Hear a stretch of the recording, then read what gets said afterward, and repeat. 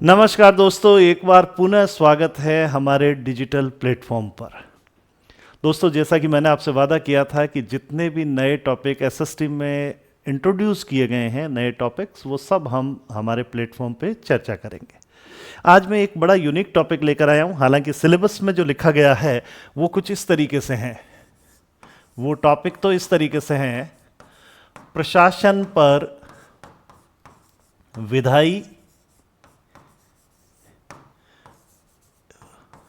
या व्यवस्थापिका कह लीजिए, कार्यपालिका और न्यायिक नियंत्रण। ये हमारे पाठ्यक्रम में एक टॉपिक है दोस्तों, न्यायिक नियंत्रण। ये सिलेबस में टॉपिक रखा गया है और ये नया ऐड हुआ है, सबसे बड़ी बात ये है। तो इस टॉपिक पर हम चर्चा करेंगे। मैंने विधायी और कार्यपालिका नियंत्रण को आज का टॉपिक नहीं रखा है, क्योंकि दोस्तों जो विधायी नियंत्रण है वो लगभग आप जहाँ भी आप संविधान पढ़ते हैं, जहाँ पर भी आपने संविधान का अध्ययन किया जिन भी गुरुजी से, वहाँ आपको कुछ न कुछ इसकी चर्चा हुई होगी। विधायी नियंत्रण में क्या क्या आता है मैं आपको बता देता हूँ दोस्तों। इसमें संसद में, लोकसभा और राज्यसभा दोनों में विभिन्न प्रकार के जो प्रस्ताव और संकल्प आते हैं वो सारे इसमें शामिल हो जाते हैं। इसी प्रकार से संसद की जितनी समितियां हैं वो इसमें शामिल हो जाती है और उनके माध्यम से प्रशासन को कैसे कंट्रोल किया जाता है, कैसे प्रश्नकाल, शून्यकाल वगैरह। आप लोगों ने ये संविधान में बहुत सारा पार्ट पढ़ा है, तो ये बड़ा कॉमन सा टॉपिक है, इसलिए एक बार मैं इस पर चर्चा नहीं कर रहा हूँ। आप लोगों की मांग रहेगी तो हम इस पर भी बात करेंगे। इसी प्रकार से कार्यपालिका पे जो कार्यपालिका के द्वारा प्रशासन पर जो नियंत्रण है, याद रखें ये सभी प्रशासन पर 3 प्रकार के कंट्रोल है। विधायी, विधायी का मतलब संसद और राज्य विधानमंडल। कार्यपालिका का मतलब आप प्रधानमंत्री और केंद्रीय मंत्रिमंडल को ले सकते हैं, और राज्यों में मुख्यमंत्री और राज्य मंत्रिमंडल को ले सकते हैं। केंद्र में राष्ट्रपति आ जाएंगे, राज्यों में राज्यपाल आ जाएंगे। ये सब कार्यपालिका में है और ये किस प्रकार से प्रशासन को कंट्रोल करते हैं वो आपका टॉपिक है। खासकर मंत्री किस प्रकार से कंट्रोल करता है, कोड ऑफ कंडक्ट बना दिया जाता है, मंत्री जनता से अपील करता है, कई बार प्रशासन के खिलाफ माहौल भी बना देता है, तो ये इसमें आ जाता है। लेकिन जो सबसे यूनिक है वो है दोस्तों न्यायिक नियंत्रण, और इसीलिए मैंने आज इस क्लास को प्रशासन पर न्यायिक नियंत्रण पर ही केंद्रित किया है। तो प्रशासन पर पहले तो ये समझिएगा कि आपके सिलेबस में 3 प्रकार के कंट्रोल्स की चर्चा रखी गई है सिलेबस में। पहला है विधायी, जिसकी मैं इसलिए चर्चा नहीं कर रहा हूं क्योंकि आपने ये सब पॉलिटी में पढ़ा है। अगर मैं इसको पढ़ाने लगूंगा तो आप सबसे पहले प्रश्न पूछेंगे कि सर ये सब तो हमने पॉलिटी में पढ़ रखा है। हालांकि मैं कह रहा हूं आपकी डिमांड होगी तो मैं इस पर भी बात करूंगा। कार्यपालिका नियंत्रण में किस प्रकार से मंत्री किन किन तरीकों से, कई बार वो ट्रांसफर कर देते हैं, कई बार वो उन पे अलग अलग प्रकार के रूल्स से प्रशासन को कंट्रोल करने की कोशिश करते हैं, कई बार जनता से अपील करके कंट्रोल करते हैं। ये सब कार्यपालिका नियंत्रण है। लेकिन सबसे यूनिक जो है दोस्तों वो है न्यायिक नियंत्रण। तो मुझे लगता है सब लोग समझ गए होंगे कि आज का हमारा टॉपिक क्या है। आप समझ गए होंगे ये टॉपिक, सबसे पहली बात, पबेड में है। आप समझ गए होंगे मैं बात कर रहा हूं सेकंड ग्रेड की। जिस सब्जेक्ट की मैं चर्चा कर रहा हूं वो है एसएसटी, और एसएसटी में है दोस्तों पबेड। और उसमें भी किस टॉपिक पे बात कर रहा हूं ये भी आप याद रखें, क्योंकि विद्यार्थी कई बार इन्हीं प्रश्नों में उलझ जाते हैं। मेरा आज का टॉपिक है प्रशासन पर न्यायिक नियंत्रण। ये देखिए दोस्तों, हम आज इस टॉपिक की चर्चा करने जा रहे हैं, यानी कि प्रशासन को न्यायालय किस प्रकार से नियंत्रित करते हैं। इसमें सुप्रीम कोर्ट भी शामिल है, इसमें हाई कोर्ट भी शामिल हैं, और इसमें जो अधीनस्थ न्यायालय हैं वे सारे भी इसमें शामिल हैं। तो कोर्ट किस प्रकार से प्रशासन को कंट्रोल करता है, कर्मचारियों को कंट्रोल करता है, अधिकारियों को कंट्रोल करता है, उसकी चर्चा हम करेंगे। तो पहली बात तो प्रशासन पर न्यायिक नियंत्रण का मतलब है न्यायालय द्वारा दोस्तों, न्यायालय द्वारा। और यहां न्यायालय कौन कौन से हैं जरा देखें। यहां सुप्रीम कोर्ट भी है, यहां हाई कोर्ट भी हैं, और यहां जो अधीनस्थ न्यायालय हैं वो भी शामिल हैं। और उनके द्वारा किसको नियंत्रित किया जा रहा है? प्रशासनिक अधिकारियों को और प्रशासनिक कर्मचारियों को। किस लिए नियंत्रित किया जा रहा है? कि आप अपना कार्य करें। अब यहां सबसे पहला प्रश्न जो है दोस्तों वो ये है कि आखिर न्यायिक नियंत्रण की आवश्यकता क्या है? या और अच्छा प्रश्न करें कि न्यायिक नियंत्रण के आधार क्या हैं? यानी न्यायालय किन किन आधारों पर इन कर्मचारियों को कंट्रोल करेगा? What is the main basis for judicial control? वो कौन कौन से आधार हैं जिससे न्यायालय बिना फालतू में हस्तक्षेप नहीं करेगा, कुछ ना कुछ बेस होना चाहिए। ये न्यायालय जो है ये इन अधिकारियों को कंट्रोल करेगा, तभी तो करेगा जब कुछ गड़बड़ होगी। पहला क्वेश्चन सेकंड ग्रेड के साथियों आपसे पूछा जा सकता है, निम्नलिखित में से कौन कौन से न्यायिक नियंत्रण किस पर? प्रशासन पर। चलिए और अच्छा करते हैं, निम्नलिखित में से कौन कौन से प्रशासन पर न्यायिक नियंत्रण के आधार हैं, यानी कि बेस हैं। आखिर प्रशासन इन्हें कंट्रोल किन आधारों पर करेगा? तो मुझे लगता है सबसे पहले तो आपको यह समझ आ जाना चाहिए कि प्रशासन पर न्यायिक नियंत्रण का मतलब क्या है। सुप्रीम कोर्ट, हाई कोर्ट और जो हमारे सबऑर्डिनेट कोर्ट्स हैं वो प्रशासन के अधिकारी और कर्मचारियों को जैसे कंट्रोल करते हैं उसे कहते हैं प्रशासन पर न्यायिक नियंत्रण। दूसरा प्रश्न आप लोगों के मन में जो आना चाहिए वो ये है कि आखिर ये न्यायालय किस आधार पर इनको कंट्रोल करेगा। तो वो बेस कौन कौन से हैं, आइए उनकी चर्चा कर लेते हैं। तो चलिए दोस्तों, यहां तक मुझे लगता है, उम्मीद है आपको समझ आ रहा होगा। आप अपने कमेंट्स करते रहें और लास्ट में मैं आपसे एक प्रश्न भी पूछूंगा। पिछली क्लास में मैंने जो प्रश्न पूछा था उसकी भी मैं चर्चा कर लेता हूं, मैं उसको भूल ही गया था। मैंने प्रश्न पूछा था कि निम्नलिखित में से कौन सा समुदाय के संबंध में सत्य कथन नहीं है, और हमने देखा कि सभी विद्यार्थियों ने उसका जवाब दे दिया था। और आपको पता होगा पिछली क्लास में वो जवाब था कि समुदाय एक अमूर्त संरचना है, जो कि गलत था। समुदाय कैसी संरचना है? मूर्त संरचना। तो आज भी मैं क्लास में आपसे कोई ना कोई प्रश्न आपके लिए रख के जाऊंगा। पिछली क्लास के इस प्रश्न को मैं भूल गया था, लेकिन कोई बात नहीं, अब हमने उसको याद कर लिया। तो पिछली क्लास का मैंने आंसर दे दिया है। अब हम यहां पर पहला बिंदु रखते हैं, जो हमारी शुरुआत करने जा रहे हैं वो देखें। प्रशासन पर न्यायिक नियंत्रण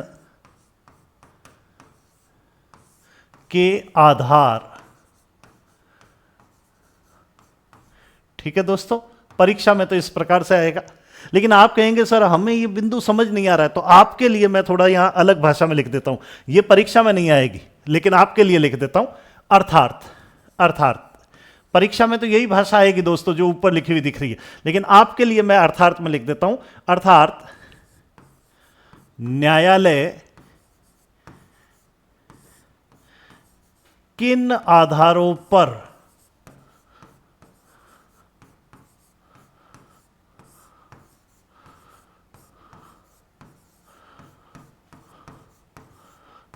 प्रशासन को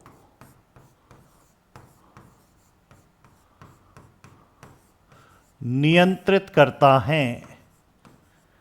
ये लीजिए दोस्तों, ये आपके लिए लैंग्वेज। पेपर में यह आएगा, प्रशासन पर न्यायिक नियंत्रण के आधार कौन कौन से हैं। आखिर न्यायालय किस आधार को लेकर के, किस बहाने को लेकर के किसी अधिकारी को फटकार लगा सकता है। और पहला जो आधार है दोस्तों, अगर मैं उसकी चर्चा करूं तो वो है अधिकारिता क्षेत्र या अधिकारिता की कमी, या यूं कह दूं अधिकारिता क्षेत्र का अतिक्रमण,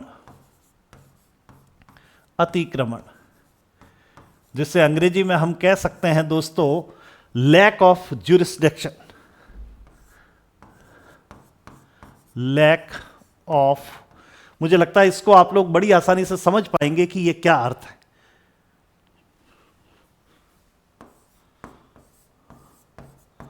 जुरिस्डिक्शन। तो दोस्तों इसका मतलब क्या है जरा समझ लेते हैं। संविधान के द्वारा हर कार्यालय का, हर प्रशासन का एक अधिकार क्षेत्र बनाया गया है। अगर नगर निगम है तो उसका भी एक अधिकार क्षेत्र है, ग्राम पंचायत है तो उसका भी अधिकार क्षेत्र है, उसके कर्मचारियों का भी एक अधिकार क्षेत्र है।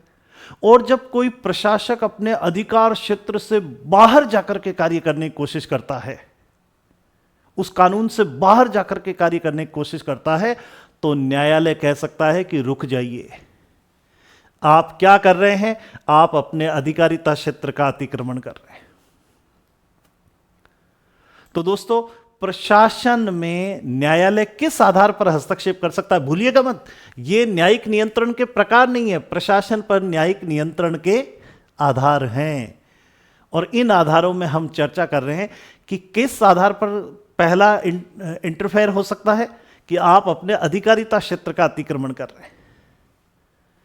जैसे उदाहरण के लिए एक कांस्टेबल है और उसका अधिकार क्षेत्र ही नहीं है। मान लीजिए वो किसी घर में पहुंचता है और वहां किसी महिला पर आरोप है और महिला कांस्टेबल नहीं है और उसको जबरदस्ती वो खींचकर ले जाने की कोशिश कर रहा है। ऐसे मामले में न्यायालय उससे पूछ सकता है, भाई साहब किस अधिकार से कर रहे हो, आपको किसने अधिकार दिया गिरफ्तार करने का, महिला कांस्टेबल कहां थी, रात्रि में आप गिरफ्तारी नहीं कर सकते, आप अपने ज्यूरिसडिक्शन से बाहर निकल रहे हो, जो सरकार ने कानून बनाए हैं उससे बाहर निकल रहे हो। तो प्रशासन में न्यायिक नियंत्रण का पहला आधार है जब कोई प्रशासनिक अधिकारी, कर्मचारी अपने अधिकार क्षेत्र का उल्लंघन करे, अपनी औकात को भूल जाए, तब न्यायालय उससे पूछ सकता है किसके आदेश से जा रहे हो भैया, तुम्हारे तो ये अधिकार ही नहीं है। तो ये पहला बिंदु हो गया दोस्तों। तो मुझे लगता है ये आपको समझ आ रहा होगा। फिर देखते हैं हम दोस्तों दूसरे बिंदु की ओर चलते हैं। दूसरे बिंदु को हम कह सकते हैं विधि संबंधी त्रुटि। विधि संबंधी त्रुटि, विधि संबंधी त्रुटि, इसके आधार पर भी हमारा न्यायालय जो है प्रशासन में हस्तक्षेप कर सकता है। इसे हम कह सकते हैं दोस्तों एरर ऑफ लॉ, जिसको हम कह सकते हैं एरर ऑफ लॉ। ठीक है दोस्तों, माफ करिए, मुझे लगता है मैंने एरर गलत लिख दिया है। Error of law. अब दोस्तों एरर ऑफ लॉ का मतलब क्या है?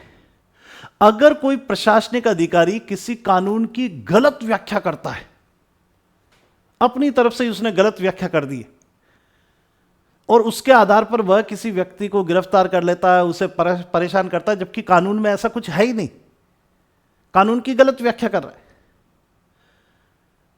मान लीजिए कि हमारे कानून में यह लिखा हुआ है कि अगर कोई व्यक्ति गंदगी करता है तो उस पर 500 रुपए का जुर्माना हो सकता है, और कोई प्रशासनिक अधिकारी, मान लीजिए कोई व्यक्ति बेचारा भवन का निर्माण करवा रहा है और वहां उसने सड़क मान लीजिए थोड़ी सी तोड़ दी और उस पर कानून में प्रावधान है कि साहब उसको 1000 रुपये फाइन होगा, लेकिन अचानक से वो पहुंच जाएगा नगर निगम का या किसी और का अधिकारी और कहेगा आपकी तो 11,000 रुपये की रसीद बनेगी, इसमें तो इतनी सजा हो सकती है।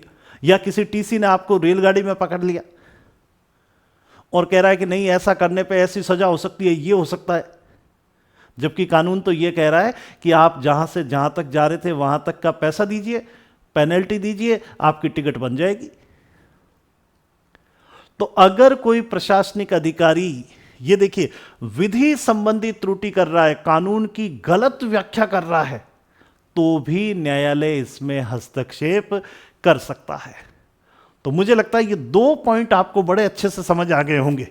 तो पहले तो आप लोग, क्योंकि आज हमारा प्रीमियर है, मैं लाइव तो नहीं हूं, लेकिन आप कमेंट करके बता सकते हैं कि क्या आपको ये दोनों पॉइंट समझ आ गए क्या।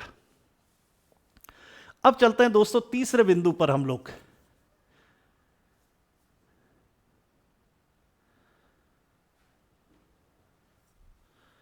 तो दोस्तों पहले 2 आधार मुझे लगता है आपको समझ आ गए हैं। प्रशासन पर न्यायिक नियंत्रण का पहला आधार क्या है? जब प्रशासन अपनी औकात भूल जाए, अपने क्षेत्र से बाहर निकल जाए, जो लक्ष्मण रेखा उसके लिए खींची गई उससे बाहर चला जाए। दूसरा क्या है? प्रशासन के द्वारा कानून की गलत व्याख्या कर दी जाए तो यह हो सकता है दोस्तों। न्यायालय और किन आधारों पर प्रशासन में हस्तक्षेप कर सकता है, आइए तीसरे बिंदु पर भी हम चर्चा करते हैं। पहले तो मुझे उम्मीद है ये दो आधार आपको समझ आ गए। जब प्रशासन ने अपने अधिकारिता क्षेत्र का अतिक्रमण कर दिया तो न्यायालय उसको कंट्रोल करेगा कि भैया ये आपका अधिकार नहीं है। और दूसरा, जब प्रशासन के द्वारा नियमों की, कानूनों की गलत व्याख्या की जाए, एरर ऑफ लॉ हो, तो वहां पर भी न्यायालय हस्तक्षेप कर सकता है। चलिए तीसरे बिंदु की ओर चलते हैं। नंबर 3 आधार देखते हैं, तथ्य संबंधी भूल।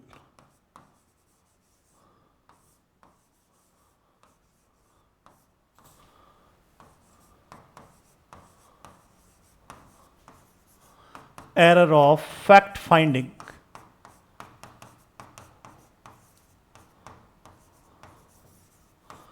ये देखिए दोस्तों, ये बड़ा यूनिक सा आधार है दोस्तों। जब प्रशासन गलत तथ्यों के आधार पर कोई मान लीजिए कोई कार्रवाई कर लेता है, फैक्ट ही गलत हो, तो वहां पर भी आप न्यायालय की शरण ले सकते हैं। जैसे उदाहरण के लिए, ए नाम का व्यक्ति बहुत ही सज्जन और ईमानदार कैटेगरी का है, और बी नाम का व्यक्ति बड़ा ही धूर्त और बदमाश कैटेगरी का है, बदमाश कैटेगरी का है। और कोई प्रशासनिक अधिकारी ऐसा प्रचार प्रसार कर दे या ऐसा स्टेटमेंट दे दे या ऐसा फैक्ट फैला दे जिसमें ये जो हैं उसकी तो समाज में छवि जो है वो नकारात्मक बन जाए, और बी जो है उसकी छवि जो है वो बिल्कुल पॉजिटिव बन जाए। और ये सब कुछ किस वजह से हुआ है?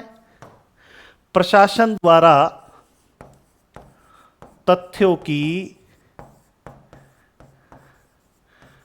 गलत व्याख्या के कारण। गलत व्याख्या यानी ए को बेचारे को कहीं विदेश जाना था और उसका पासपोर्ट जो है वो पुलिस के पास में उसकी वेरिफिकेशन आती है और पुलिस लिख देती है कि ये व्यक्ति तो ठीक नहीं है।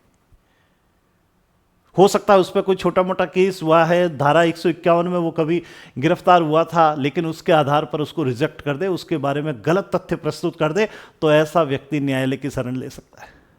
और हो सकता है किसी धूर्त व्यक्ति का मान सम्मान कर दे, तो उसके खिलाफ भी आप न्यायालय की शरण ले सकते हैं, क्योंकि ये न्यायालय का नियंत्रण है कि प्रशासन ने कौन सी गलती की है, तथ्य संबंधी भूल, which is error of fact finding.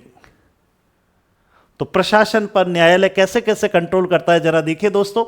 न्यायालय को यह अधिकार है कि वो प्रशासन को यह बताए कि आप अपने अधिकार क्षेत्र से बाहर निकल रहे हैं। दूसरा अधिकार है विधि संबंधी त्रुटि का, कि आप कानून की गलत व्याख्या कर रहे हैं, श्रीमान जी ऐसा किसी कानून में लिखा हुआ ही नहीं है। तीसरा हो सकता है न्यायालय यह भी बता दे कि आपने जो तथ्य रखे हैं वो भी गलत है। कई बार प्रशासन सही को गलत और गलत को सही बता देता है, लोगों की जिंदगी बर्बाद हो जाती है दोस्तों। आपने देखा होगा बहुत अजीब सा केस हमारे देश में चलता है, मुझे लगता है आप लोगों ने ये बहुत सुना होगा। और मैं अभी एक मूवी देख रहा था, उसमें मुझे बड़ा गजब का दृश्य देखने को मिला। आप लोग भी इस मूवी को देख सकते हैं, और फिल्म का नाम है जॉली एलएलबी।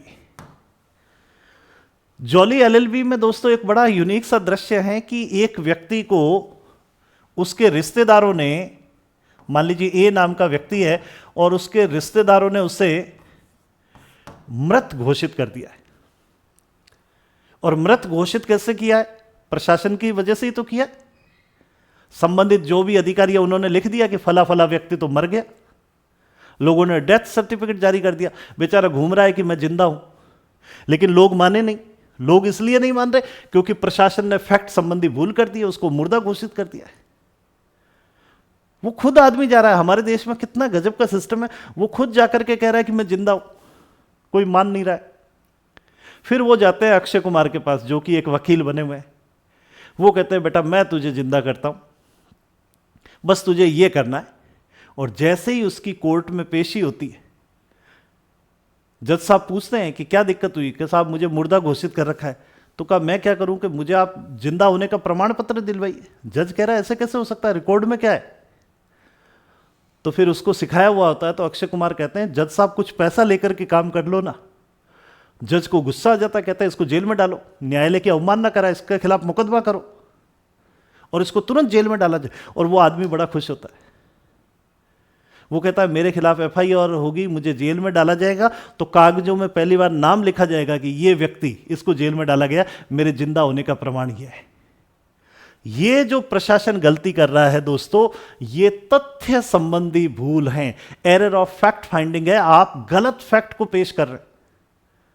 तो न्यायालय ऐसे कर्मचारियों के खिलाफ भी कार्रवाई कर सकता है, प्रशासन को कंट्रोल कर सकता है। तो ये प्रशासन पर कंट्रोल का एक और आधार हुआ। तो मुझे लगता है ये भी आप समझ गए होंगे। आइए चौथे आधार पर चलते हैं, जो चौथा प्रकार है उस पर चलते हैं दोस्तों। और चौथा आधार क्या है जरा देख लेते हैं। प्रशासन द्वारा सत्ता का दुरुपयोग। ये देखिए दोस्तों, ये जो चौथा आधार है उसकी भी हम चर्चा कर सकते हैं दोस्तों। इसे हम कह सकते हैं abuse of authority. Abuse of authority दोस्तों, प्रशासन पर कंट्रोल करने का एक आधार यह भी है कि जब कोई व्यक्ति अपनी सत्ता का दुरुपयोग करता है, कोई सरकारी अधिकारी या किसी से बदला लेने के लिए अपनी सत्ता का दुरुपयोग कर रहा है, या किसी सरकार के संसाधन का दुरुपयोग कर रहा है, तो न्यायालय उसमें हस्तक्षेप कर सकता है। एसडीएम साहब को सरकार की तरफ से गाड़ी मिली है और उनके साला और साली उस गाड़ी में घूम रहे हैं। प्रशासन की इसमें अगर शिकायत कर दी जाए तो न्यायालय हस्तक्षेप कर सकता है कि आप सत्ता का दुरुपयोग कर सकते हैं। कोई पुलिस अधिकारी या कोई अधिकारी जो है अपने किसी दुश्मन को किसी मामले में फंसा करके उसको जेल में डाल देता है, न्यायालय इसमें हस्तक्षेप कर सकता है। और यह न्यायिक नियंत्रण का आधार क्या है? एब्यूज ऑफ अथॉरिटी है। आप जो है सत्ता का दुरुपयोग कर रहे हैं। तो दोस्तों, न्यायालय कई सारे आधारों पर प्रशासन में इंटरफेयर कर सकता है। एक और आधार है यहां पे, उसकी भी चर्चा कर लेते हैं। नंबर 5 पर चलते हैं, और वो आधार है दोस्तों प्रक्रिया संबंधी त्रुटि, जिसको हम कह सकते हैं error of,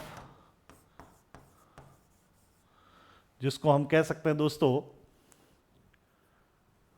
error of procedure, जिसको कह सकते हैं एरर ऑफ प्रोसीजर। कि प्रशासनिक अधिकारी ने काम तो किया है, लेकिन उसने प्रोसेस को फॉलो नहीं किया है, जो निर्धारित प्रक्रिया है उसको फॉलो नहीं किया है। और आप लोग तो पढ़ते हैं कि भारत में विधि द्वारा स्थापित प्रक्रिया का पालन करना जरूरी है।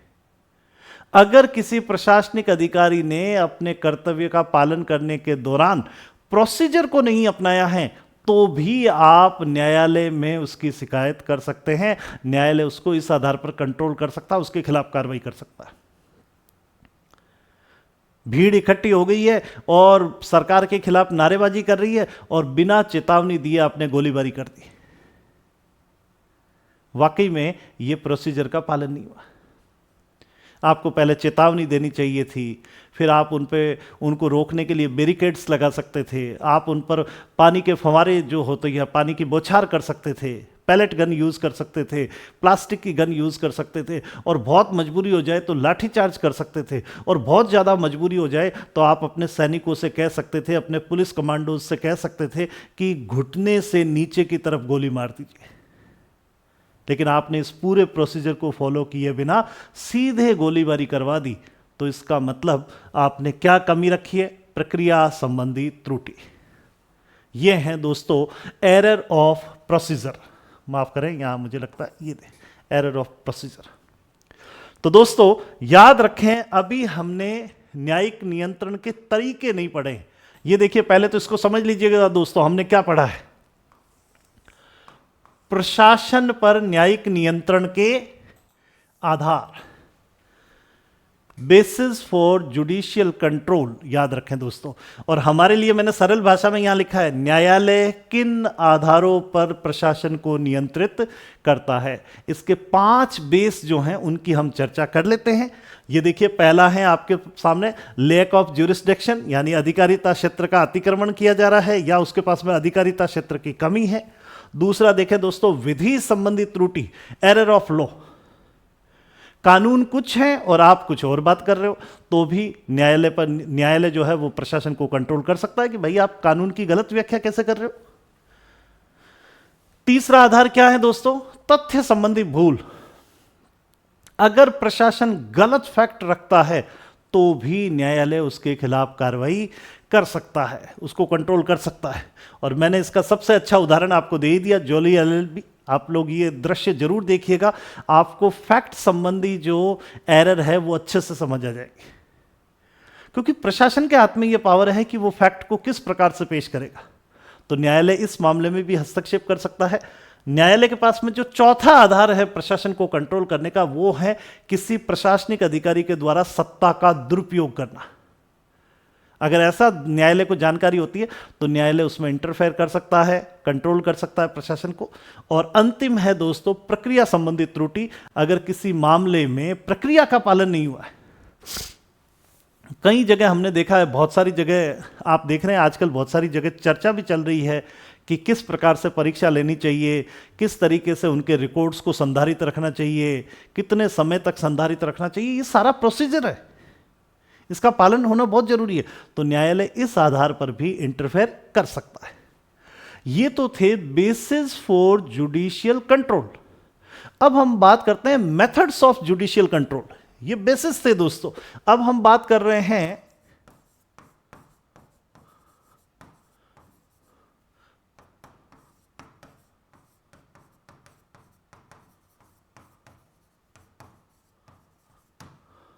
या इसको हम कह सकते हैं न्यायिक नियंत्रण के प्रकार।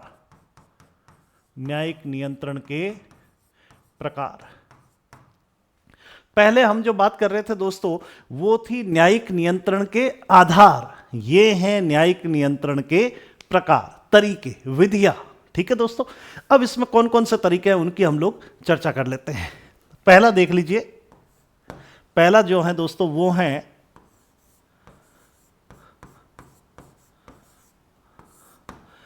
प्रशासन के संबंध में न्यायिक समीक्षा, जुडिशियल रिव्यू। ये देखिए दोस्तों, न्यायालय के पास में जो पहला तरीका है वो है जुडिशियल रिव्यू, न्यायिक समीक्षा, या जिसको आप लोगों ने क्या कहते हैं, इसको बहुत जगह आप लोगों ने पढ़ा भी होगा। और न्यायिक समीक्षा क्या है इसको आप अच्छे से जानते हैं। इसकी परिभाषा भी शायद आपको याद होगी। चलिए, याद नहीं है तो मैं आपको याद दिला देता हूं। न्यायालय व्यवस्थापिका द्वारा, यानी हमारी संसद और राज्य विधानमंडल, न्यायालय व्यवस्थापिका द्वारा बनाए गए किसी भी कानून और कार्यपालिका द्वारा किए गए किसी भी कार्य, कार्यपालिका मतलब प्रशासन, संविधान में जो भाषा है वो थोड़ी सी अलग है, और कार्यपालिका यानी कि प्रशासन, कार्यपालिका द्वारा किए गए किसी कार्य को अगर उसने अपने अधिकार क्षेत्र का अतिक्रमण किया है तो उसे न्यायालय अवैध घोषित कर सकता है। इसका मतलब दोस्तों, प्रशासन ने अगर कोई ऐसा कार्य किया है जो उनके अधिकार क्षेत्र से बाहर है तो न्यायालय उसकी न्यायिक समीक्षा कर सकता है और उसे अवैध घोषित कर सकता है। तो पहला तरीका जो है न्यायिक नियंत्रण का वो है प्रशासन के संबंध में न्यायालय द्वारा जुडिशियल रिव्यू करना, न्यायिक समीक्षा करना, और इसके माध्यम से ऐसे कार्य को अवैध घोषित किया जा सकता है। संसद का तो अगर कोई कानून गलत है तो उसको अवैध घोषित कर सकते हैं, खत्म हो सकता है। और प्रशासन ने अगर कोई काम गलत किया है तो उसे अवैध घोषित करके उसे खत्म किया जा सकता है। तो प्रशासन पर नियंत्रण का पहला प्रकार है न्यायिक समीक्षा। मुझे लगता है इसको आप लोगों ने समझ लिया होगा दोस्तों। अब चलते हैं दूसरे बिंदु की ओर। दूसरा बिंदु देख लेते हैं दोस्तों।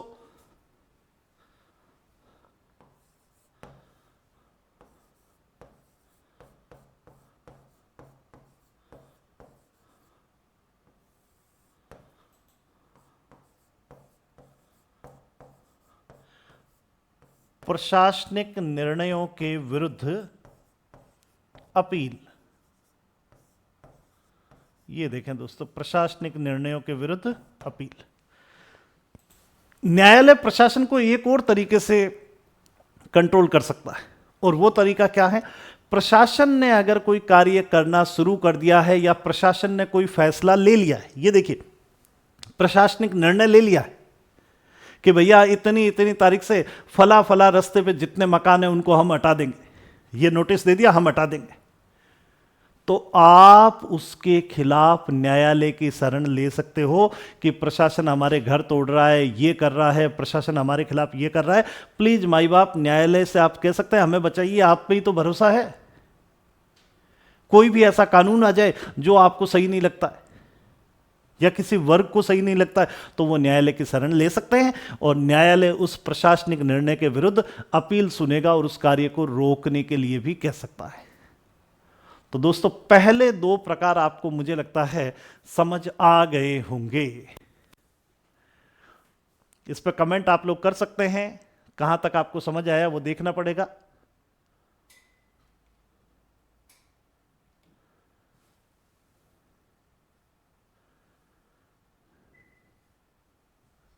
ठीक है, अब चलते हैं दोस्तों तीसरे प्रकार पर, नंबर 3 पे चलते हैं, नंबर 3 पे चलते हैं।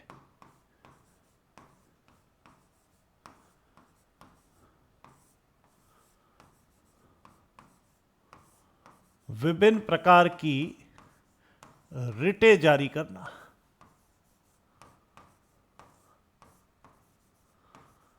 ये बहुत महत्वपूर्ण है दोस्तों, और आपने इसको संविधान में आपके गुरुजी ने आपको जरूर पढ़ाया होगा। आर्टिकल 32 और आर्टिकल 226, ये सुप्रीम कोर्ट में जाएंगे आप लोग और यहां जाएंगे आप हाई कोर्ट में। तो दोस्तों एक और तरीका जो हमारे न्यायालय को बहुत बड़ी शक्ति देता है कि प्रशासन के खिलाफ आप न्यायालय में याचिका दायर कर सकते हैं, आप अपने मौलिक अधिकारों की रक्षा के लिए, आर्टिकल 32 ये कहता है, और आप प्रशासन के विरुद्ध न्यायालय को आवेदन कर सकते हैं कि वो कुछ याचिका जारी करें। चाहे उसमें आप बंदी प्रत्यक्षीकरण की बात करें, चाहे उसमें आप परमादेश की बात करें, चाहे आप उसमें उत्प्रेषण की बात करें, चाहे आप उसमें प्रतिषेध की बात करें, और चाहे आप उसमें अधिकार प्रच्छा की बात करें। आपने ये सारी रिटें मुझे लगता है संविधान में अच्छे से पढ़ी है, और इनके माध्यम से प्रशासन को न्यायालय कंट्रोल करता है।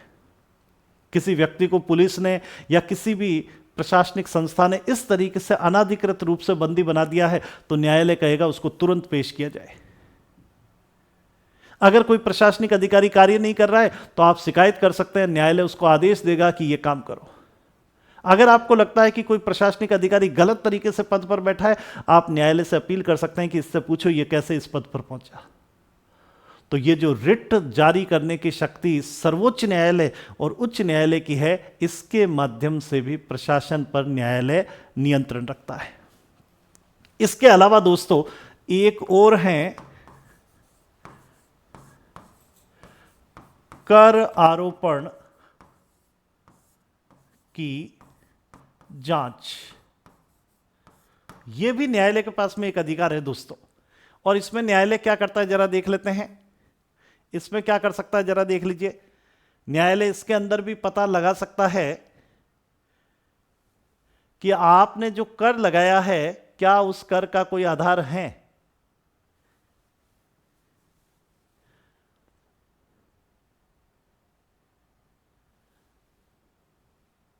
जल्दी से बताइए दोस्तों, क्या न्यायालय इस संबंध में भी कुछ कर सकता है? तो आपका जो कर आरोपण है उसके संबंध में भी न्यायालय देख सकता है कि जो कर लगाया गया है क्या वो विधि युक्त है, और अगर वो विधि युक्त नहीं है तो न्यायालय उसे रोक सकता है दोस्तों। तो दोस्तों ये कुछ महत्वपूर्ण आधार हैं जिन पर न्यायालय जो है प्रशासन को कंट्रोल कर सकता है। तो बहुत ही महत्वपूर्ण से बिंदुओं की हमने चर्चा की है दोस्तों। हालांकि ये यूनिक सा टॉपिक है, एक बार फिर मैं इस पूरे को दोहरा देता हूं आप लोगों के सामने। हमने देख लीजिए क्या चर्चा की है, जरा देख लीजिए। सिलेबस में क्या था? प्रशासन पर विधायी, कार्यपालिका और न्यायिक नियंत्रण, ये तीनों थे। हमने किसको चुना? न्यायिक नियंत्रण को। किसे कहते हैं न्यायिक नियंत्रण? जिसमें सर्वोच्च न्यायालय, उच्च न्यायालय या अधीनस्थ न्यायालय किसे कंट्रोल करते हैं? प्रशासनिक अधिकारियों और कर्मचारियों को। अब सवाल उठता है किस आधार पर कंट्रोल करेंगे? आखिर आपका बेस क्या है? आप कैसे किसी प्रशासनिक अधिकारी को न्यायालय कुछ कह सकता है? हर बार तो नहीं कह सकता, कुछ बेस तो होना चाहिए। तो हमने सबसे पहले देखे वो बेस कौन कौन से हैं, ये देखे दोस्तों। पहला आधार है अगर प्रशासनिक अधिकारी अपने अधिकारिता क्षेत्र का अतिक्रमण करे। दूसरा है अगर वो विधि संबंधी कोई गलती कर रहा है, कानून की गलत व्याख्या कर रहा है, तो न्यायालय उसको रोक सकता है। तीसरा आधार देखें, अगर उसने फैक्ट को गलत तरीके से पेश किया है तो न्यायालय उसको कंट्रोल कर सकता है। चौथा देखें, उसको कंट्रोल करने का आधार क्या है? प्रशासन के द्वारा सत्ता का दुरुपयोग किया जा रहा है। कई बार होता है ना, बजट कुछ आता है, किसी तरीके से खर्च कर दिया जाता है, उसका मनचाहा दुरुपयोग कर देते हैं। यहां पर भी न्यायालय इस बेस पर भी, इस आधार पर भी उसे रोक सकता है, उसको कंट्रोल कर सकता है। और अंतिम आधार है प्रोसीजर का पालन नहीं किया गया, किसी को सीधे ही नौकरी लगा दिया, ना कोई परीक्षा हुई, ना कोई इंटरव्यू हुआ, ना कोई रिकॉर्ड है, और चुपचाप बैकडोर से उसको आपने जॉब लगा दिया, पता ही नहीं लगा, फोरम ही आमंत्रित नहीं किया। कई बार ऐसा भी हो जाता है। तो न्यायालय पूछ सकता है भाई साहब कौन से तरीके से किया है बताओ। इन आधारों पर न्यायालय प्रशासन में हस्तक्षेप कर सकता है, प्रशासन को कंट्रोल कर सकता है। लेकिन वो कंट्रोल करने के तरीके कौन से होंगे वो देखिए दोस्तों आप लोगों के सामने है। पहला है प्रशासन के संबंध में न्यायिक समीक्षा की जा सकती है। कोई गलत कार्य है तो उसको अवैध घोषित कर सकता है। प्रशासनिक निर्णयों के विरुद्ध आप न्यायालय में अपील कर सकते हो। इसी प्रकार से विभिन्न प्रकार की रिटें जारी कर सकता है न्यायालय। और कर आरोपण जो है उसकी भी न्यायालय जांच कर सकता है कि आपने ये टैक्स लगाया है तो कम से कम उसका कोई आधार तो होना चाहिए, तो उसकी भी कई बार जांच की जा सकती है। अब दोस्तों मुझे लगता है आज का ये टॉपिक आपको बहुत अच्छे से समझ आ गया होगा, और मैं एक प्रश्न के साथ आपको छोड़ के जाता हूं जिसका आपको आंसर देना है दोस्तों। ये प्रश्न इस पूरी आज की क्लास का सारांश है, जिसका आंसर मैं अगली क्लास में आपको दूंगा।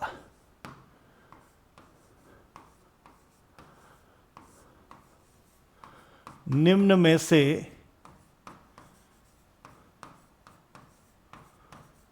कौन सा एक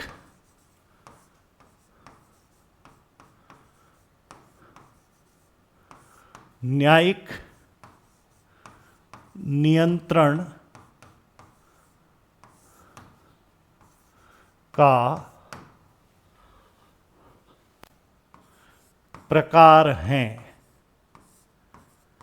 बहुत सरल सा प्रश्न है दोस्तों, और मैंने ऐसा प्रश्न रखा है जिससे आपको प्रशासन पर विधायी नियंत्रण, कार्यपालिका नियंत्रण और न्यायिक नियंत्रण तीनों समझ आ जाएंगे। अगर आपने ये प्रश्न हल कर लिया तो तीनों क्लियर हो जाएंगे दोस्तों। देख लेते हैं आप इस प्रश्न का उत्तर क्या देते हैं। प्रश्न काल बी ऑप्शन दे देते हैं आप लोगों को यहां।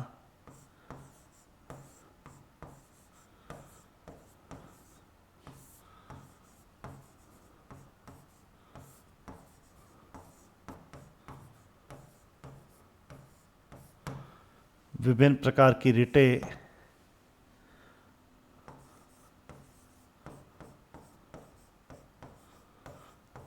प्रशासनिक आचार संहिता और नंबर 4 पर दे देते हैं दोस्तों हम लोग आपको प्रशासनिक आचार संहिता हो गया, विभिन्न प्रकार की रिट हो गई और प्रश्नकाल भी हो गया है। एक बिंदु और हम लोग यहाँ पर रख सकते हैं, अच्छा प्रश्न बनाना है, कौन सा एक न्यायिक नियंत्रण का प्रकार है, तो चौथा ऑप्शन हम यहाँ पर रख सकते हैं, अच्छा हो सकता है ये जनमत। पिछली जो हमारी सोशियोलॉजी की कम्युनिटी की क्लास हुई थी उसमें हमने पूछा था कौन सी समुदाय की विशेषता नहीं है, और आप सभी ने इतने सही आंसर दिए कि मुझे तो उम्मीद ही नहीं थी कि मुझे इसमें बताना भी पड़ेगा। हालांकि मैं उत्तर फिर दोहरा देता हूँ, वो उत्तर था कि समुदाय एक अमूर्त संस्था है, अमूर्त संरचना है। ये ऑप्शन हमने दिया था जो कि गलत था, क्योंकि समुदाय जो होता है वो मूर्त होता है। समुदाय के रूप क्या है? गांव है, गांव छोटा सा होता है, हम बता सकते हैं। और देखिए गांव के बारे में हम कहते हैं फला फला गांव, तो एकदम से हमारे चित्र बन जाता है। अमूर्त होता है समाज, क्योंकि समाज का मतलब है मनुष्य समाज, जिसमें ये धरती के सारे लोग शामिल हैं। तो पिछले प्रश्न में समुदाय के बारे में गलत कथन था कि समुदाय एक अमूर्त संरचना है, जो कि गलत था, समुदाय एक मूर्त संरचना है। और आज का प्रश्न जो है इसके आंसर आप लोग हमारे कमेंट बॉक्स में कीजिएगा। अगर आप इस प्रश्न का उत्तर देते हैं तो कुछ कुछ आपने विधायी भी समझ लिया है, विधायी नियंत्रण भी, कुछ हद तक आपने कार्यपालिका नियंत्रण भी समझ लिया है, और आज का टॉपिक तो आपने समझ ही लिया होगा। तो आज के लिए तो इतना ही। आप लोग इस टॉपिक को अच्छे से पढ़िए, इसमें ऐड करते रहिए। ये मत पूछिए कि सर ये पर्याप्त है क्या, आपको पुस्तकें पढ़नी चाहिए। कोई अध्यापक ये कहता है कि इससे बाहर नहीं जाएगा तो वो गलत बोल रहा है, झूठ बोल रहा है। आप लोगों को हमेशा अपने आप को अद्यतन करते रहना चाहिए। मैंने अभी एक कमेंट सुना था शंभू दयाल सक्सेना जी का, हो सकता है मैं गलत कह रहा हूं तो मुझे नहीं पता है, और उन्हीं के कमेंट के साथ में मैं आज की बात खत्म करूंगा। उन्होंने कहा है कि तुमसे मिलकर के मुझे ये पता लगा है कि हम असंभावनाओं से नहीं, या तुमसे मिलकर के मुझे ये पता लगा है कि हम असमर्थताओं से नहीं, संभावनाओं से भरे हुए हैं। तो आपको लेकर के भी मेरी यही राय है, इस राय को कायम रखिएगा। आज के लिए इतना ही, बहुत बहुत धन्यवाद।